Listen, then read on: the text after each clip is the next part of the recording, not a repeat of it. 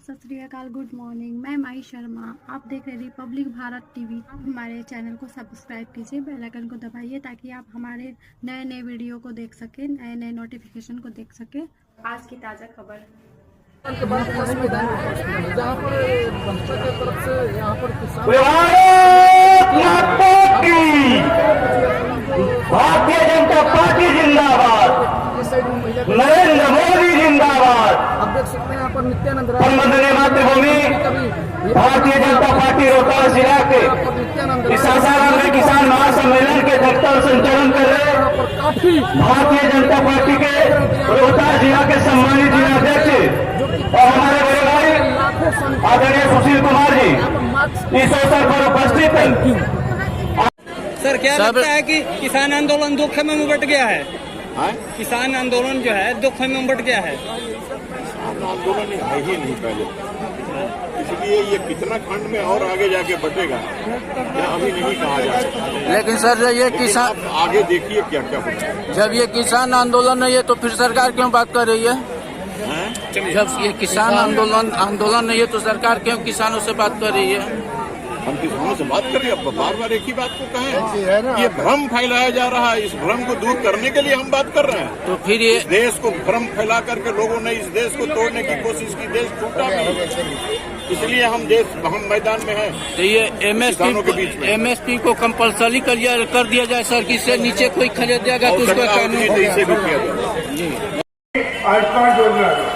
आयुष्मान योजना से उसके जात पात की कहीं कोई बात नहीं है। किसी जात का यदि गरीब लोग हैं तो उनको आयुष्मान के माध्यम से कम आज देश के 50 करोड़ लोगों को 5 लाख रुपया इलाज कराने के लिए दिया जा रहा है।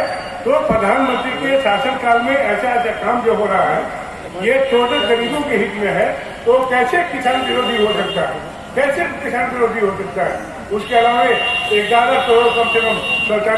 पूर्व विधायक राजेश्वर जी, पूर्व विधायक अपने जवाहिर जी और दुर्गेश जी और तमाम नेताओं से आग्रह करता हूं।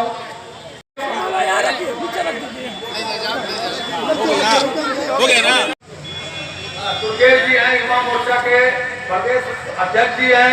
मैं सभी का हार्दिक स्वागत अभिनंदन करता हूं। अपने गोपाल बाबू हमारे बीच आ गए हैं।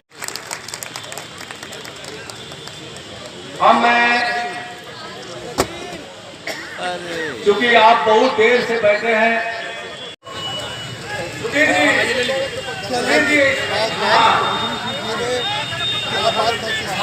उठा हुआ दिखाई पड़ेगा। गांव बढ़ेंगे तो देश आगे बढ़ेगा।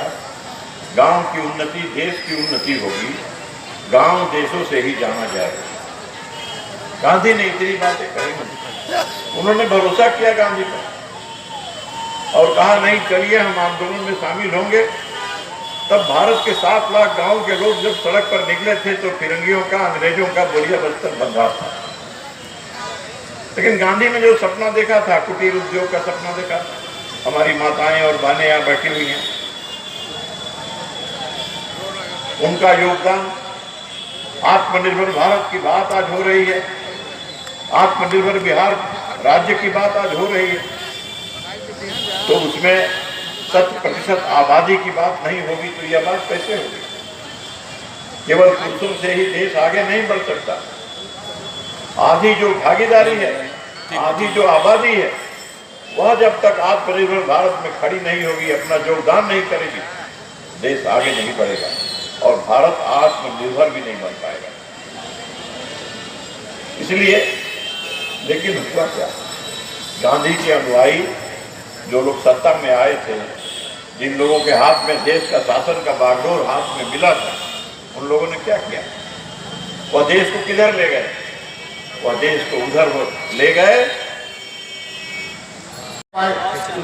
कानून के द्वारा या जो सुविधा प्रदान करने के द्वारा जितनी भी चीजें वो प्रधानमंत्री करते चले गए। आपको याद दिला दूं, 2 साल पहले प्रधानमंत्री आपके यहाँ ही बोले थे कि जब तक कि किसानों की आमदनी दुगनी न हो तब तक हम चैन से नहीं बैठेंगे और उसमें जो भी प्रक्रिया कमी होगी, जो भी नियम कानून बदलना होगा, वो सब हम कानून नियम कानून बदलेंगे।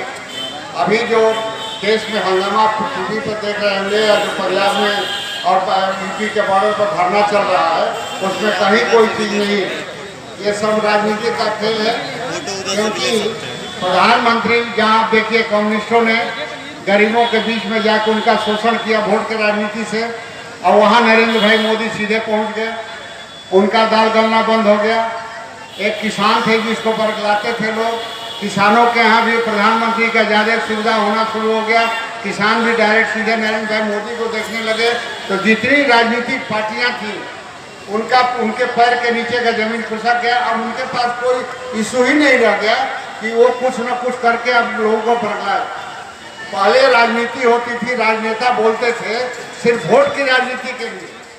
प्रधानमंत्री जो बोलते हैं देश के आर्थिक उन्नति के लिए बोलते हैं, देश के सुरक्षा के लिए बोलते हैं। और इन जितनी भी विरोधी राजनीतिक पार्टियां, चाहे कांग्रेस हो, कम्युनिस्ट हो या दूसरे जितनी पार्टियां हैं, उनको चिंता सिर्फ अपने वोट बैंक के लिए। इसलिए पर जो बैठे हुए लोग हैं, खास करके गरीब तबके के लोग हैं, जो आज भी समाज के अंतिम छोर पर बैठे हुए हैं या किनारे बैठे हुए हैं, उनको मुख्य धारा में कैसे जोड़ा जाए, इसके लिए अनवरत प्रयास कर रहे हैं। हमारे देश के प्रधानमंत्री 24 घंटे में 18 घंटा अपने देश के नागरिकों के उत्थान के लिए, विकास के लिए, कैसे विकास हो सकता है, इसके बारे में अनवरत सोचते रहते हैं, काम करते रहते हैं। उदाहरण के तौर पर आज किसानों के बारे में कहा जाता है कि 2022 तक किसानों की आय दोगुनी कर दी जाएगी। उसी को ध्यान में रखते हुए ये कानून लोकसभा में पेश किया गया था और आज विरोध हो रहा है। ये जबकि टोटल किसानों के हित में है, और जो जिनको खेती से कोई मतलब नहीं है, अड़तिया लोग हैं, वो इसको बदनाम करने के लिए, सरकार को बदनाम करने के लिए तरह तरह के अड़ंगियाँ अपना रही है। आज वहाँ दिल्ली में हम लोग देखते हैं धरना पर लोग बैठे हुए हैं, वहाँ पंजाब के लोग बैठे हुए हैं, मैक्सिमम पंजाब के लोग बैठे हुए हैं या तो हरियाणा के लोग बैठे हुए हैं। थोड़ा बहुत संख्या कम है, कुछ राजस्थान से लोग आए हुए हैं, लेकिन पूरे देश में